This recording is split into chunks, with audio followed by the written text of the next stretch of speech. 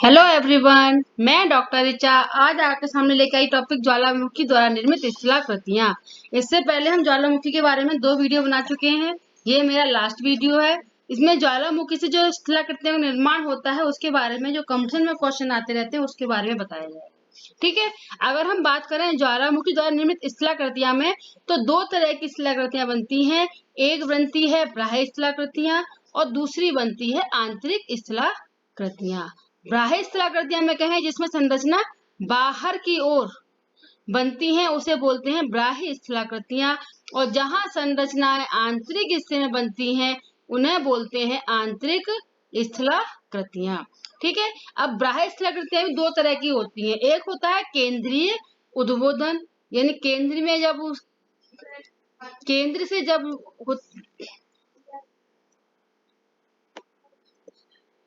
केंद्र से जब जो है उद्गार होता है तो उसे बोलते हैं केंद्रीय स्थलाकृतियां। जैसे कि अगर ये वॉल्केनो बना हुआ है और इसके बीच में से अगर उद्गार हो रहा है तो इसे बोलते हैं केंद्रीय उद्भेदन। ठीक है। और दूसरा होता है दरारी उद्भेदन। दरारी उद्भेदन क्या होता है, जैसे कि ये भारत का नक्शा है और भारत के नक्शे में जो दक्कन का पठार है इसमें जो है तटों से धीरे धीरे शांत रूप में लावा बाहर निकलता है, इसे बोलते हैं दरारी उद्भेदन। क्यों? क्योंकि धीरे धीरे लावा में विस्फोटक क्रिया नहीं होती, गैस का प्रभाव कम रहता है, इसीलिए इसे दरारी उद्भेदन बोलते हैं। दरार से हल्का हल्का लीकेज होता है, ऐसी कंडीशन पाई जाती है। ठीक है। अब हम बात करते हैं केंद्रीय उद्भेदन में। तो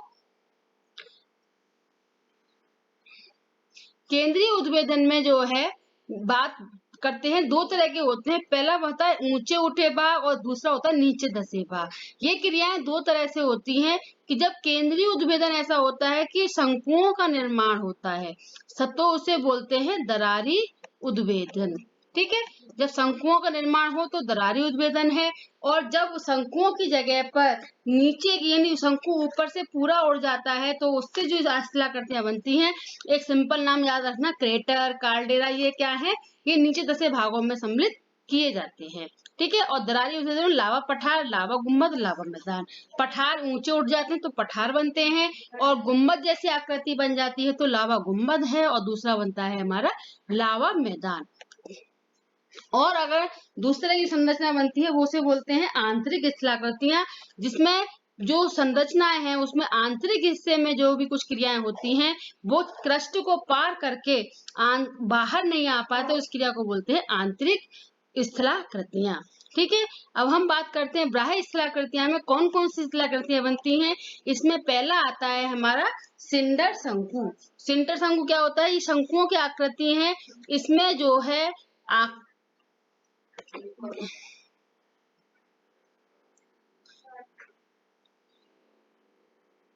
सिंडर शंकु में शंकुओं की आकृति का निर्माण होता है। और शंकुओं का आकृति का निर्माण कैसे होता है कि जब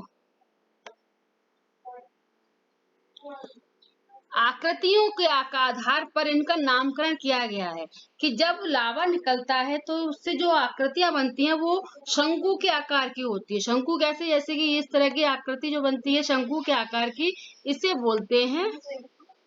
ठीक है। अब इसमें सिंडर शंकु, इस सिंडर शंकु का मतलब है शंकु का आकार बड़ा होता है और इस पर एक बार में इतना अधिक लावा निकल जाता है कि वह एक शंकु की आकृति पूरी बन जाती है, इसमें कहीं कोई भी मिलावट नहीं होती। दूसरा आता है हमारा मिश्रित शंकु। तो मिश्रित शंकु किसे कहते हैं कि जो मिश्रित शंकु यानी इसमें लावा के ऊपर कुछ परतें पाई जाती हैं। अगर मैं इस तरह से संरचना बनाऊं, ये पहले लावा आया, फिर दूसरी संरचना क्या बनी जहां पर मिट्टी का जमाव हुआ, फिर द्वारा से कभी भूकंप क्रिया हुई, ज्वालामुखी क्रिया हुई, फिर लावा आया। इसके बाद में फिर से अगर यहाँ पर सारी संरचनाएं लेयर्स के रूप में पाई जाती हैं तो इसे बोलते हैं मिश्रित शंकु। ये क्रिया कहलाती है मिश्रित शंकु। नेक्स्ट आता है हमारा परपोषित शंकु। परपोषित क्या होता है कि जहां पर इस शंकुओं का पोषण दूसरी क्रिया से होता है। अगर मैं इसकी बात करूं तो जैसे ये शंकु है, ठीक है, ये अगर अपनी संरचना में फैल रहा है तो ये क्या कहलाता है, सिंडर शंकु, कोई भी शंकु हो सकता है। लेकिन जब अगर इसके द्वारा दूसरी शाखाएं बंटने लगती हैं और यहाँ पर शंकुओं का निर्माण हो जाए तो इसे बोलते हैं परपोषित शंकु। क्यों? क्योंकि इसमें जो है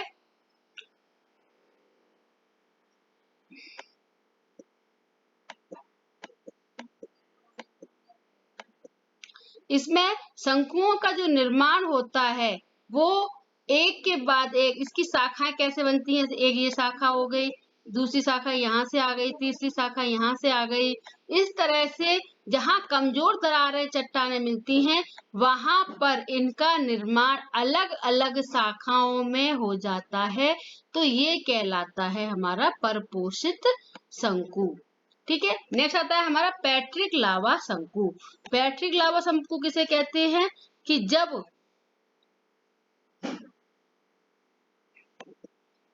पैट्रिक लावा, जिसमें दो तरह के होते हैं, ये पैट्रिक लावा शंकु और दूसरा होता है एसिड लावा शंकु, जिसमें सिलिकॉन की मात्रा कम होती है। वे सिलिकॉन की मात्रा के आधार पर इनका नामकरण किया जाता है पैट्रिक लावा या एसिड लावा। एसिड लावा जो होता है उसमें सिलिकॉन क्या होता है 65% होता है, और पैट्रिक लावा में जो होता है वो सिलिकॉन जो होता है वो 45 से 50% होता है। तो इसको बोलते हैं पर पैट्रिक लावा शंकु, जिसमें सिलिका की मात्रा कम होती है। ठीक है, अब नेक्स्ट बात करते हैं अम्लीय लावा शंकु। अम्लीय लावा शंकु यानी कि बेसिक लावा शंकु, ठीक है, एसिड लावा शंकु जिसे बोलते हैं। इसमें जो सिलिका की मात्रा है वो 55% के आसपास होती है। नेक्स्ट बात करते हैं गुंबद तथा टीले। गुंबद तथा टीले क्या होता है, जब इनकी आकृति एक टीले के समान एक बड़े आकार में फैले हुए रूप में हो जाती है उसे बोलते हैं गुंबद तथा टीले।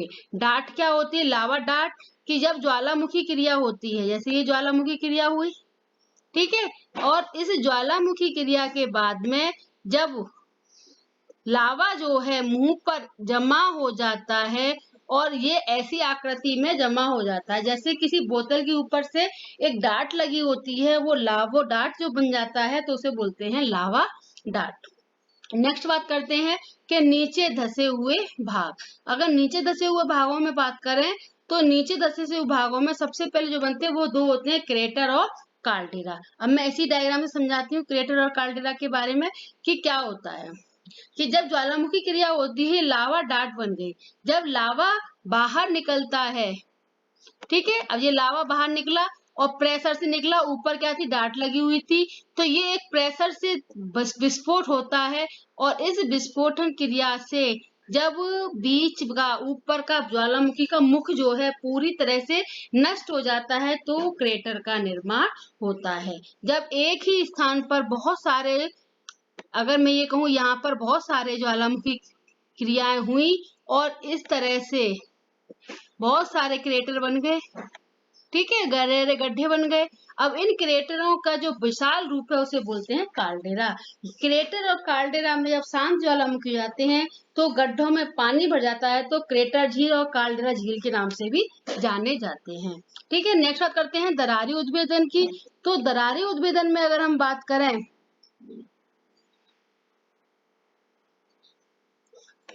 दरारी उद्भेदन से लावा पठार, लावा मैदान और मेसा बूटी, इस तरह की संरचनाओं का निर्माण होता है। मेसा बूटी तो एक तरह से संरचना कहीं भी हो सकती है, दरारी उद्गार से भी हो सकती है और शंकुओं के ऊपर एक लेयर बनने से भी हो जाती है। ठीक है, मेसा बूटी होता क्या, पहले लावा पठार समझ में आ गया होगा, जरूरत नहीं बताने की, लावा मैदान भी। ठीक है, मेसा बूटी क्या होते हैं कि अगर ये हमारा कोई पठारी क्षेत्र है, ठीक है, यहाँ पर आकर लावा जमा हो गया, तो ये क्या है, ये मुलायम चट्टानों का यानी सॉफ्ट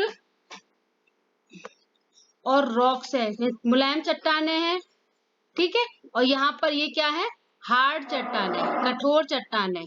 क्यों? क्योंकि ज्वालामुखी क्रिया से यहाँ पर हार्ड चट्टानों का निर्माण हुआ। अब जब इन चट्टानों पर हार्ड चट्टानों का निर्माण हुआ तो धीरे धीरे कटाव की क्रिया होकर यहाँ से धीरे धीरे अगर कटाव की क्रिया हो जाती है तो इस तरह से जब मेसा और बूटियों का निर्माण होता है। ठीक है, नेक्स्ट बात करते हैं कि ज्वालामुखी के क्षेत्र कौन कौन से हैं। अगर हम ज्वालामुखी क्षेत्रों की बात करें तो इसमें पहला आता है प्रशांत महासागरीय पेटी। इसके 3 पार्ट होते हैं। पहला प्रशांत महासागरीय परि प्रशांत महासागरीय पेटी, दूसरा मध्य महाद्वीपीय पेटी और तीसरा मध्य महासागरीय पेटी। ठीक है, मैप शायद लगाया नहीं है मैंने इसमें, अगली बार से मैप का भी ध्यान रखूंगी। तो पहली बात करते हैं प्रशांत महासागरीय पेटी में। तो इसकी विशेषता क्या होती है कि ये प्रशांत महासागरीय किनारों पर स्थित है। अगर तुम्हें मैप में पता हो, एक साइड अमेरिका है, दूसरी ओर क्या है, एशिया का क्षेत्र है, और इसको रिंग ऑफ फायर भी बोलते हैं, जब याद आ जाए ऐसा है। ठीक है, प्रशांत महासागर के दोनों तटों पर जो द्वीप पाए जाते हैं, इस आधार पर इस पेटी में प्रशांत महासागर किनारों पर स्थित है। इसे अभिसारी प्लेट के किनारों पर कहते हैं। क्यों? क्योंकि यहाँ पर जो है प्लेटें आपस में अभिसरण करती हैं। अभिसरण का मतलब एक प्लेट इधर से मूव कर रही है और दूसरी प्लेट इधर से। ठीक है, तो इस तरह की जब क्रियाएं होती हैं प्लेटों में, तो क्षेपण की क्रिया होती है, यानी एक प्लेट नीचे धंसती है, दूसरी प्लेट ऊपर की ओर आती है। तो जब क्षेपण की क्रिया होती है तो उस समय पर जो प्लेटों का किनारा है उसे बोलते हैं अभिसारी प्लेट किनारा। और ऐसे क्षेत्रों में असंतुलन होने के कारण ज्वालामुखी उद्गार अधिक होते हैं। ठीक है, ज्वालामुखी उद्गार उच्च होते हैं। उच्च से मतलब बहुत अधिक ज्वालामुखी उद्गार होते हैं। और जो विस्फोट होता है वो भी तीव्र होता है, तीव्र विस्फोट होता है। और ज्वालामुखी अत्यधिक सक्रिय रहते हैं। सक्रिय क्यों होते हैं? क्योंकि क्षेपण की क्रिया होती रहती है, इसीलिए इसे रिंग ऑफ फायर कहते हैं, यानी कि आग का गोला भी कहते हैं। ये कंपटीशन में बहुत बार क्वेश्चन आता है कि आग का गोला कहाँ पर है, तो प्रशांत महासागर के किनारों पर। ये प्लेट वाला भी ध्यान रखना कि अभिसारी जो प्लेट, यहाँ पर सबसे अधिक भूकंप या ज्वालामुखी क्यों आते हैं, क्योंकि ये अभिसारी प्लेट सीमा के अंतर्गत आता है। और जितने भी ज्वालामुखी हैं विश्व के, उसके 2/3 ज्वालामुखी यहाँ पे उद्गार होता है। और लगभग 65% जागृत ज्वालामुखी जो है इसी पेटी में मिलते हैं। अगर हम क्षेत्र की बात करें तो इस क्षेत्र में दक्षिण अमेरिका का कोटोपैक्सी, अकोवा-गोवा, चिम्बार्जी, ये जो मुख्य हैं जो इस पेटी में मिलते हैं। और जापान का फ्यूजियामा, फिलीपींस का माउंट ताल, ये प्रमुख ज्वालामुखी। ज्वालामुखियों के नाम भी याद करने पड़ते हैं, तो कंपटीशन में आता रहता है कि कौन से ज्वालामुखी कहाँ पाए जाते हैं। ठीक है, दूसरी बात करते हैं मध्य महासागरीय पेटी। तो ये मध्य महाद्वीपीय पेटी जो आती है, ये पूरी महाद्वीप के मध्य क्षेत्र में आती है। अगर इम्पोर्टेंट टॉपिक जब बताऊंगी, इस क्वेश्चन जो आते हैं वो कराऊंगी, तब मैप को और अच्छे से बता दूंगी। इसमें शायद मैप नहीं लगाया। ठीक है, तो मध्य महाद्वीपीय पेटी कौन सी पेटी है? ये महाद्वीपीय पेटी जो है पूरे एशिया और के मध्य के जो क्षेत्र हैं वहां पर पाई जाती है। अब यहाँ पर भी अभिसारी प्लेटें किनारे हैं, क्योंकि वहां पर यूरेशिया, यूरोप और एशिया की प्लेटें आकर मिलती हैं, इसीलिए ये भी अभिसारी प्लेट किनारों पर हैं। इसीलिए यहाँ पर भीषण ज्वालामुखी के क्षेत्र आते हैं। जैसे हम बता दें हिमालय क्षेत्र का, याद है हिमालय क्षेत्र के ऊपर की जो पेटी है वहां पर अधिक से अधिक भूकंप और ज्वालामुखी का डर बना रहता है, तो वो क्षेत्र इसके अंतर्गत आते हैं। क्योंकि इसमें इंट्रो ऑस्ट्रेलियन प्लेट, देखो अब आ गया ना इसमें, जैसे मैंने बताया था इंडो ऑस्ट्रेलियन प्लेट और बर्मा प्लेट, ये दोनों प्लेटें आकर अभिसरित होती हैं, जिस कारण से यहाँ पर जो है इनका निर्माण होता है। साथ में यूरेशिया प्लेट, अफ्रीकन प्लेट, ये सभी प्लेटें आके अभिसरित होती हैं, जिस कारण से यहाँ पर ज्वालामुखी अधिक पाए जाते हैं। कौन कौन ज्वालामुखी है? जैसे स्ट्रोम्बोलियन, वेसुवियस, इतना, लॉकी, देवबंद, सुको सुल्तान। ठीक है, ये ऐसे एल्बर्न, अर्मीनिया, अरारात, कैमरून आदि ये मुख्य ज्वालामुखी हैं जो सबसे अधिक पाए जाते हैं। इसको स्ट्रोम्बोली को तो भूमध्य सागर का प्रकाश स्तंभ भी बोलते हैं। इसको बोलते हैं स्ट्रोम्बोली। ठीक है, इसको बोलते हैं प्रकाश स्तंभ। तो वेसुवियस ये लिपारी में पाया जाता है। वेसुवियस है, ये सब लॉकी, देवमन, ये सब कहाँ पाया जाता है? ये यूरेशियाई क्षेत्रों में ही पाए जाते हैं। आर्मीनिया, आर्मीनिया में पाया जाता है, यानी तुर्की में पाया जाता है। अरारात, कैमरून, ये सब वहीं पर है। यानी समझ में आ गया कौन सी पेटी है? यानी यूरोप और एशिया के मध्यवर्ती क्षेत्र की पेटी इसके अंतर्गत आती है। नेक्स्ट बात करते हैं मध्य महासागरीय पेटी। इसे अवसारी प्लेट किनारा भी कहते हैं। बीच में गैप आ गया स्पेस, इसे अवसारी प्लेट किनारा भी कहते हैं। यहाँ पर ज्वालामुखी जो मध्यम होते हैं, क्यों? क्योंकि यहाँ पर जो प्लेटें हैं वो कैसे चलती हैं, मूवमेंट जो करती हैं वो विपरीत दिशा में करती हैं, इसीलिए इसे बोलते हैं अपसारी प्लेट। ठीक है, इसके कारण अब जब प्लेटों में मूवमेंट कम होता है, बीच में गैप बनता है, संतुलन तो इसमें भी बिगड़ता है, लेकिन तीव्रता उनकी कम होती है। जैसे मध्य अटलांटिक कटक, अगर कटकों का पता हो तो जो अटलांटिक महासागर में मध्य सबसे ऊंचा बड़ा लंबा कटक जो माना जाता है वो अटलांटिक कटक माना जाता है, जो कहाँ पाया जाता है, अटलांटिक महासागर में। तो ये जो इसका निर्माण भी इसी क्रिया से हुआ है। अब हम बात करते हैं प्रमुख ज्वालामुखी कौन कौन से हैं। अब इनको जरा नोट कर लेना, ये इम्पोर्टेंट है। ठीक है, अब हम बात करें, अब देखो कौन कौन सी ज्वालामुखी है। पहला आता है हमारा हैकल लॉकी, ये कहाँ पाया जाता है, ये आइसलैंड में है। ठीक है, नाम डाल रखा है मैंने इसमें साथ में, आइसलैंड में है हैकल और लॉकी। ये मध्य महाद्वीपीय पेटी के अंतर्गत आता है। नेक्स्ट आता है हमारा विसुवियस, वॉल्केनो, एटना, स्ट्रोम्बोली, ये कहाँ पाए जाते हैं, ये सारे इटली में है।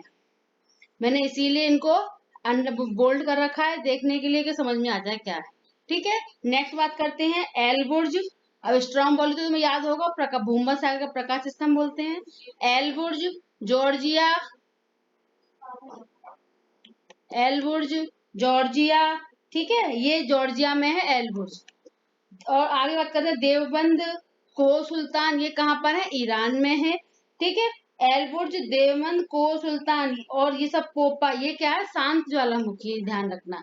पोपा कहाँ है, म्यांमार में, इनको बोलते हैं शांत ज्वालामुखी। और अगर एटना की बात करें तो ये कहाँ पर, एटना स्ट्रोम्बोली जागृत ज्वालामुखी है।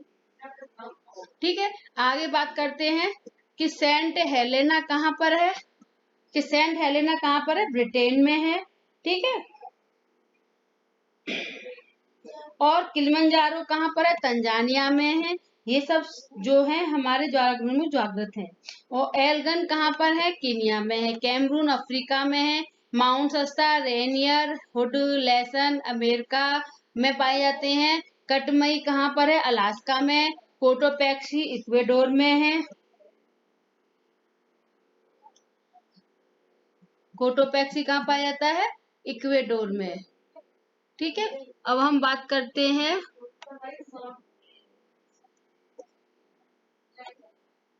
ठीक है, कोटोपैक्सी कहाँ है, इक्वेडोर में। और चिम्बररेजो इक्वेडोर में है। ठीक है, फ्यूजियामा कहाँ पर है, जापान में। अगर फ्यूजियामा की बात करें, सबको पता है जापान में है, जहाँ इसकी पूजा होती है और ये सबसे ज्यादा विनाशकारी रहता है। रेजल कहाँ है, कनाडा में है। ठीक है, नेक्स्ट बात करते हैं कोटोपैक्सी, उंटजन जापान में है। पिनांटोऊ माउंट अवताल फिलीपींस में है। ये प्रमुख ज्वालामुखी हैं जो यहाँ पाए जाते हैं। और अगर हम सबसे ऊंचे ज्वालामुखी की बात करें तो इसे भी लिख लो कि सबसे जो ऊंचा ज्वालामुखी है विश्व का वो है कोटोपैक्सी। ठीक है, और एशिया का है सक्रिय ज्वालामुखी माउंट दामेद, जो कहाँ पर है, ईरान में। और सभी क्या है, सुषुप्त ज्वालामुखी है या शांत ज्वालामुखी है, ये विशेष रूप से ध्यान रखना। ठीक है, अब हम बात करें कि thank you, please watch and like subscribe my channel, जिससे कि मुझे आगे वीडियो बनाने के लिए मोटिवेशन मिले।